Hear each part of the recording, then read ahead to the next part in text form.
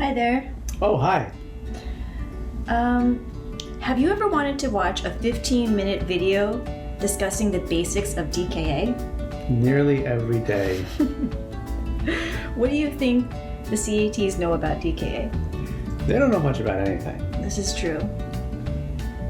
What do you know about DKA? It involves diabetes and ketones and acidosis. That's a good start. All right. Good start. All right, well, let's get started. Okay.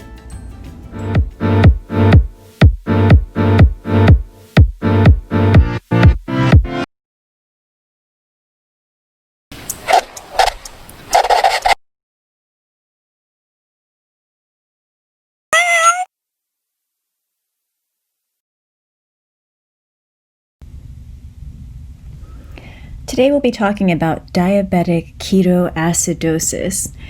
And it may seem obvious, but there are 3 ingredients to diabetic ketoacidosis. The first is that you have to have diabetes, and there's an excess of ketones that leads to acidosis. Again, that may seem obvious, but there are certain situations that could be mistaken for DKA that are not. For instance, if you have diabetes with metabolic acidosis but not excessive ketones, that is not DKA. If you have diabetes with ketones but you're not acidotic, not DKA. And if you have ketoacidosis but you don't have diabetes, that's still not DKA. And I mention these things because there are a number of conditions such as alcohol ketoacidosis, starvation ketoacidosis, or lactic acidosis that may look a little like DKA on the surface but are not. And these are topics that can be explored later in future talks. So the protagonist of our story is insulin, or maybe more specifically, the fact that we have no insulin. In a sentence, DKA is due to no insulin. And knowing that can help explain why we see DKA most commonly in type 1 diabetes, which is characterized by autoimmune destruction of pancreatic beta cells, and therefore a complete lack of insulin secretion. And these patients must use insulin in order to live. DKA can occur rarely in type 2 diabetes as well, but it's much less common since type 2 diabetics are able to secrete some amount of insulin. There are 2 situations where we see DKA in type 2 diabetics. One is called flatbush diabetes, and another is called euglycemic DKA, a very interesting condition that is associated with SGLT2 inhibitors such as Januvia, Invokana, Farxiga, and this is an unusual form of DKA where the sugar is actually normal. So if insulin had an Instagram account and she had insulin goals, this is what they would be: to lower serum glucose, that's a major goal of insulin, to store away any excess glucose, and to prevent any more glucose from being made. And finally, Miss Insulin wants to keep a lid on ketosis. And these are all of her goals. So in trying to achieve these goals, insulin stimulates a number of actions and suppresses a number of actions. Insulin increases glucose uptake in muscle and adipose tissue. It promotes glycolysis so that glucose can be used within the cell. It promotes glycogen synthesis, or the storage of insulin. It promotes the creation of proteins and the uptake of ions, especially potassium and phosphorus. At the same time, insulin is stopping gluconeogenesis because we don't want more glucose to be made, and insulin is stopping the breakdown of glycogen. Again, you don't want more glucose at a time like when insulin is around. And insulin also prevents the breakdown of fats, the creation of ketones, and the breakdown of proteins. And we're going to take a little closer look at these 4 things: glucose uptake, glycolysis, ketogenesis, the thwarting of ketogenesis, and the prevention of lipolysis.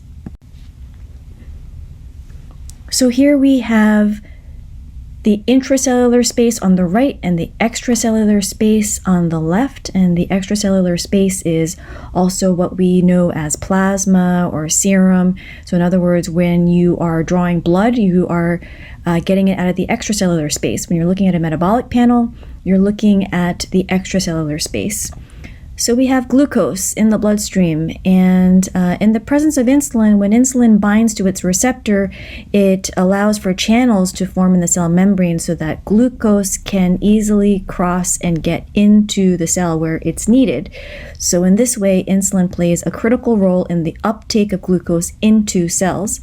And once inside the cells, the glucose then undergoes glycolysis, which is part of cellular respiration. So glycolysis and Krebs and the electron transport chain, all those things from biochemistry, which ultimately produces energy in the form of ATP.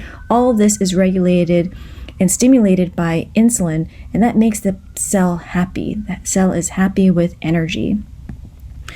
When insulin is not around, then no matter how much glucose there is in the extracellular space, it's unable to get into the cell. And this is quite a problem, as you can imagine.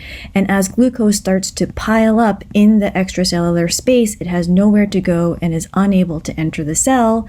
And eventually the glucose reaches a threshold where the kidneys can no longer filter the excess glucose. And this is at about 180 grams per day. And as a result, glucose starts to spill into the urine, which leads to osmotic diuresis, which is what leads to severe dehydration and DKA. And there's also a significant urinary loss of electrolytes such as potassium and chloride, which also contribute to dehydration and all of the associated problems in DKA. Inside the cell, meanwhile, there's very little glucose and there's intracellular starvation. The cell is saying, "Feed me." The SOS cry from inside the cell is, "We need more glucose." And frankly, panic ensues. And as a result, catecholamines surge in the form of adrenaline, norepinephrine, epinephrine. This is a real problem. We're having intracellular starvation. And in order to make more glucose, the body tries to compensate by breaking down glycogen, a process that's normally suppressed by insulin, creating glucagon, a hormone that's normally suppressed by insulin, which increases glucose. And protein is broken down, fat is broken down. All of this is done in an effort to try to feed the cell, but the cell continues to be hungry because no matter how much extracellular glucose is made, none can be used intracellularly. Without insulin, lipolysis becomes your main source for energy. And by that I mean the breakdown of fatty acids by a process called beta oxidation. And this occurs in the liver. And beta oxidation of fatty acids creates ketones, which is an alternative source of energy that the cell can actually use. Ketones in the form of acetoacetate, which is converted into acetone, and acetone is excreted through the lungs and has a fruity smell that is characteristic of DKA as it builds up. But acetoacetate is mostly converted into beta hydroxybutyrate, which is the primary ketone that's made in DKA and a good source of alternative energy for the cell. If Miss Insulin were around, she would put a lid on how much beta hydroxybutyrate could actually be made, but since there's no insulin, beta hydroxybutyrate continues to build up, and while this is a source of energy, it's quite acidic, which is what leads to the metabolic acidosis associated with DKA. As ketones build up, this leads to an increase in the anion gap. The anion gap is the difference between cations and anions. And most of the cations in our body are accounted for by sodium, and the anions are chloride and bicarb. And this is how we calculate the anion gap normally. Now, ketones happen to be anions as well. So when there's an excess of ketones, these are unmeasured anions that are not accounted for here. And so the anion gap increases. And this is why there's an elevated anion gap in the metabolic acidosis associated with DKA. The body tries to compensate for the metabolic acidosis that's caused by the ketones. We see on the right the intracellular ketones in the form of acid that are building up, and on the extracellular side, we use bicarb to try to buffer this acid. So you see the bicarb is trying to neutralize the excess acid that's building up in the intracellular space. And as this bicarb is spent, this depletes the extracellular levels of bicarbonate, which is why your bicarb goes down on your metabolic panel. And in the meanwhile, the ketones are continuing to build up inside the cell since there's no insulin to stop it. To compensate, the lungs then try to breathe off more acid in the form of CO2, and this is respiratory alkalosis occurring as compensation for metabolic acidosis, although perfect compensation never occurs. And eventually you have excessive hyperventilation, which is known as Kussmaul breathing, which is that labored agonal breathing that is the last step before intubation due to DKA.